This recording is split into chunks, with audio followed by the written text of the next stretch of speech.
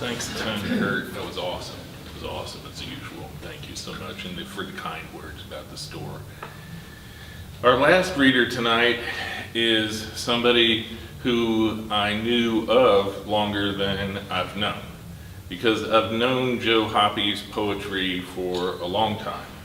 And I didn't associate it with Joe, and after I met him and he started talking to me about this store, and we started the project of, he started W. Joe's Poetry Corner once a month and these wonderful things, and then I was like, he brought up his books to have them in the store, and I was like, oh, that's your book.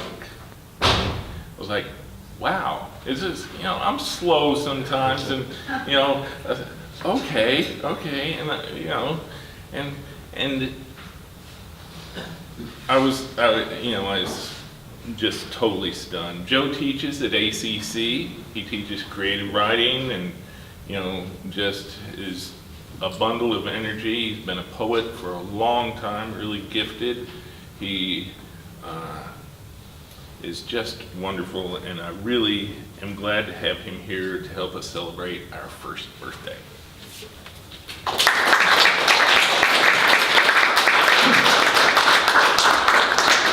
Well, thank you, Dr. Joe, and I'm just deeply honored to be here as part of this great reading. Man, I've loved everything I've heard so far, so I hope to keep the quality up. I'll be reading from my book, Diamond Plate, which is available here. And I'm going to start out with a poem about one of my heroes, Michael Collins, that comes with a print by my son Max. And Michael Collins is the guy who did not walk on the moon. And for some reason, I always thought that eventually he did. I thought that they sent him back up in a later mission. But he was the guy who piloted the command module while Buzz Aldrin and Neil Armstrong did walk on the surface for the very first time. And I always felt bad for him. I always felt, man, he got so close, but he didn't get to step foot. But there's a bigger prize for him, I think. And I think I'll just read the poem. So this is called Michael Collins and the Far Side of the Moon. Like angels in their lack of free will, hovering above us purely as agents, think of Michael Collins, 14 orbits around the moon, but never getting closer than 9 miles to its surface. Command module for Buzz and Neil, trudging their seas of tranquility and glory. While above their heads he circled like a film noir taxi, keeping the motor running for the getaway. But 47 minutes of each orbit found him beyond all contact, in truly cosmic solitude. The far side of the moon, with no Earth to look back on, a universe to look out on, all to himself. And he was the first human being to ever be that far away, to not be able to see the Earth, nor able to communicate with anybody on the Earth.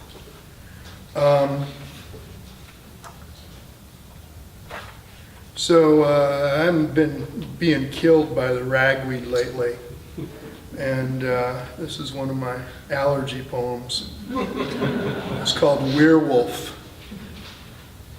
When you're 8, 9, 10, 11, 12 years old, and the air will not come, it will not return to your lungs, the full moon forest of your bronchioles, a dark and cluttered place. The horror you want is the one that howls, full breath unleashed into powerful beast, red blood rampant with oxygen, running through a wilderness where there's nothing you're allergic to.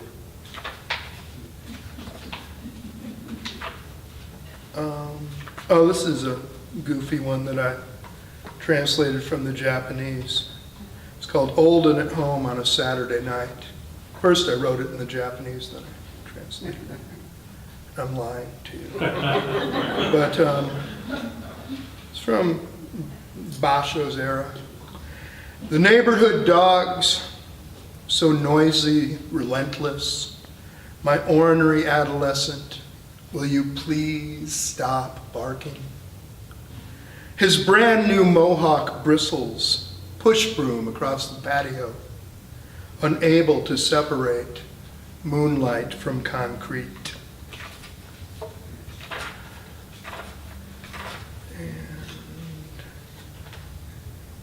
What the heck?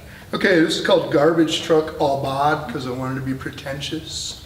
And aubade is a French form of poetry. It's a love song to your, or love poem to your parting lover, and you have to leave before the sun comes up because you shouldn't be found in that person's bed, or they shouldn't be found in yours. It's about illicit love. But this is called Garbage Truck Aubade. And it starts out like this. Rare cold this January morning. Gray sky, trees, leaves, car exhaust, garbage cans line the curbs in plastic frozen rows, waiting like baby birds might if their job were to feed Mama Garbage Truck as she huffs glowingly along, street after brittle, frost-covered street, hunger unabated by temperature. Kurt, you like ekphrastic poetry. So this is kind of an ekphrastic poem, a poem based on art. And Kurt was a judge and hosted the Blanton If These Walls Could Talk project a while back. And some of the poems are still up, right? Many of them. All right. And so... Including yours. Yeah. They'll never take it down. That's a tremendous honor. And so this is a rebuttal to the film critics who didn't dig Speed Racer. It was a live action film quite a while back now. So a rebuttal to film critics. Maybe you only used your orange strips of Hot Wheels track to raise welts on your sister's legs. Never linking them up off the dining room table to run across the house, under the couch, then all the way to your bedroom. Or once you got some curved pieces, maybe even down the dark basement stairs. Or maybe you didn't carry small cars in your pockets, secretly rolling their wheels with your thumbs, an engine in the back of your throat softly rumbling as your secret way to get from one page, one task, one room, one any place to the next. Maybe the roadside shadows of your father's car didn't skim the ditches at over 100 miles per hour, or you didn't stretch through rear windows with your own cars in hand to glide them along balustrades and balconies, bridge cables, billboards, the sleek silhouettes of other real cars you knew you'd never ride in. Maybe you still don't visit art museums with a die-cast hot rod in your suit coat pocket, wondering what it would be like to careen on 4 very small wheels over the marble breasts of a Greek goddess, follow Henry Moore's lines back to the cave, roar between Nevelson's box canyon walls, launch like Evel Knievel off Brancusi's graceful turnings. There's some of you riding in the back seat of the car there too, Richard. What else? I'm going to skip all this.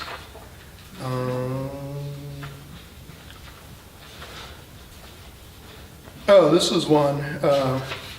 Crawdad Creek was up on the sign for a couple days, way back when Malvern was first getting going. And I had just had the first 2 lines of this poem, so I'll give you the rest of them. Crawdad Creek is full of empty mojo candles. 7 African powers, St. Jude, patron of lost causes, supplications for trabajo. We throw rocks towards the good side of good luck, sink pebbles inside the hollow of dinero, not trying to break anything really, just How stone and glass and creek bed, eyeball, hand grip, arm, arc, the very air. I'll do this for David, who's an ex-river bat. And you're at San Marcos now, right, David? Mr. Gartner? No, I'm still at ACC. Oh, okay. I thought you'd moved. So you're still a river bat. All right. So go river bats, right? River bats. Drop down by the hundreds of thousands, millions maybe. Drop from the bridge bottom in waves, then rise over river rhythms. Fingers spread, they catch the air. Play it like harpsichords, each metallic ping an airborne morsel in the night. Lapping the moon, stars, and lightning bugs. New mosquitoes that were larvae this morning. Damselflies that were nymphs yesterday afternoon. River bats ride their routes on resonant reconnaissance. Branches along the riverbanks rhyme like looming lace. Tree frogs call in corrugated circles. Insects blip through airy pursuit until the echoes of the moon's light, the time of the distance, or the longing of the song sings towards home over water in the rising dawn. This one I'll read from my friend Diana, who has what's the name of your studio, your stained glass studio again? Vulture Gulch. Vulture Gulch, easy for me to say. So this is a road poem about between Austin and San Angelo.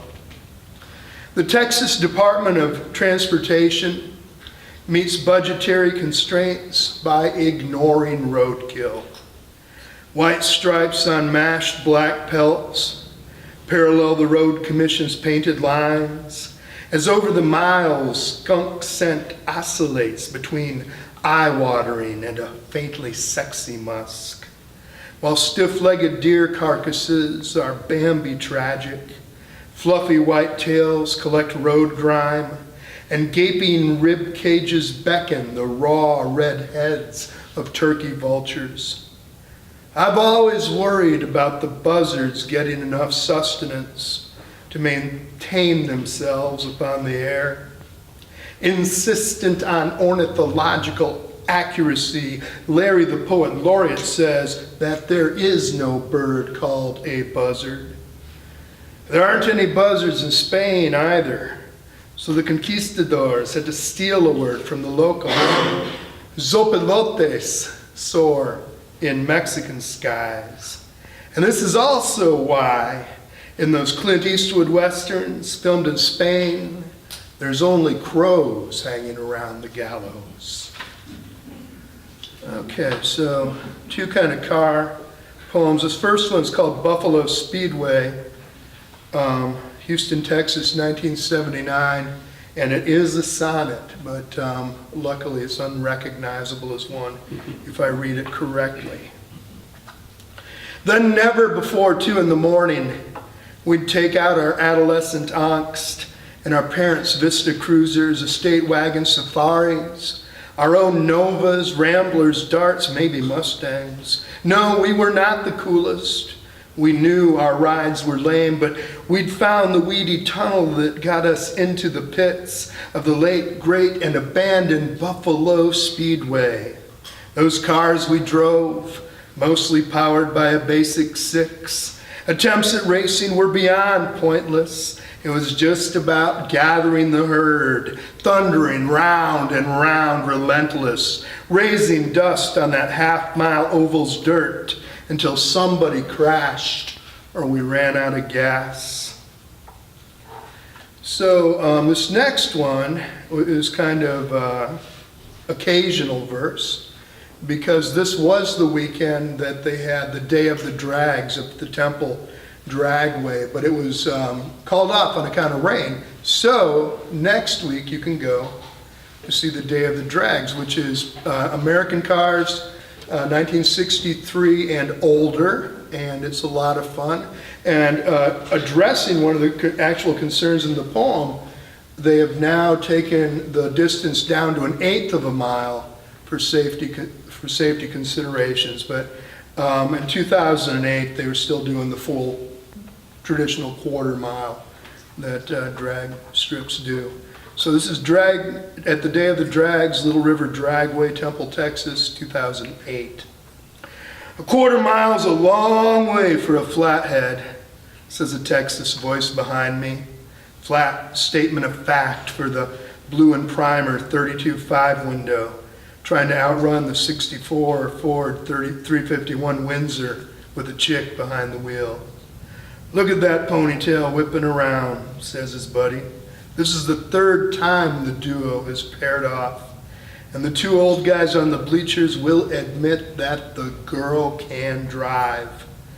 Then one spits tobacco juice between his legs, not going to bother repeating his assessment of the vast differences between valves in heads and valves in blocks. Just a couple more. Oh, this is kind of a fun one. And it has Polly, my wife, did this woodcut. Bottle of poison. Or what's the title of this one again? Bottle of poison. You have a Bad medicine. bad medicine. Thank you. It's called There Is a World of Poison. There is a world of poison on the shelves of the pediatrician's examining room. Blue liquids in dark brown glass bottles.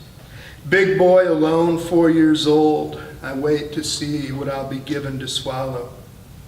Under my grandmother's sink, where exploration is a corporal offense, solutions that will dissolve my stomach, powders that will shrivel my eyes. Inside the red devil can in my dad's garage, dangers I can read now, caustic, inflammable, fatal, dangerous, irritant, harmful if swallowed, instructions for inducing vomiting. Lord Vishnu swallowed the world's poison and turned his throat blue. I take on tattoo ink to turn black and red and orange and yellow and green and blue. Grow up to numb my mouth with carburetor cleaner, scorch my nostrils with smoke from fried wires, burn my ear canals with gasoline, itch battery acid right through my jeans.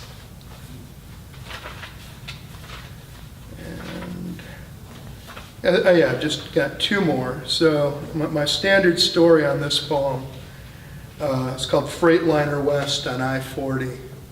And one of the reasons that I am an English professor is because I just don't have the skill set to be a long haul trucker.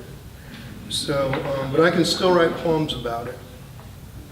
So Freightliner West on I-40. So twilight at world's edge, glowing taillights, drag this truck further. Speedometer needle might as well be clock hand, ticking out distance over time. Cargo's momentum pushes, the sun's descent pulls, rolling tires westward into the soft pink oblivion where the highway fades away. And this is the last poem in the book, so and I like to end with it a lot. It's a truth. It's called 12-second quarter mile. If you can get a 12-second quarter mile, that's very, very respectable. It's way up over 100 miles an hour. Sometimes I still get caught inside that gap between my hands and my head. Inabilities to cut a straight line, bore holes that are evenly spaced, paint without runs, lay down any kind of weld. I hang undercover with hot rod buddies, mechanics, craftsmen, sculptors and visionaries whose thoughts flesh out into metal capable of 120 miles per hour on the drag strip. These words, so simple and forgiving, my poems routinely dropped, chopped, and channeled, lowered and louvered and sectioned and scalloped, faster than my fingers, though not so quick as my thoughts. How can I make them roar?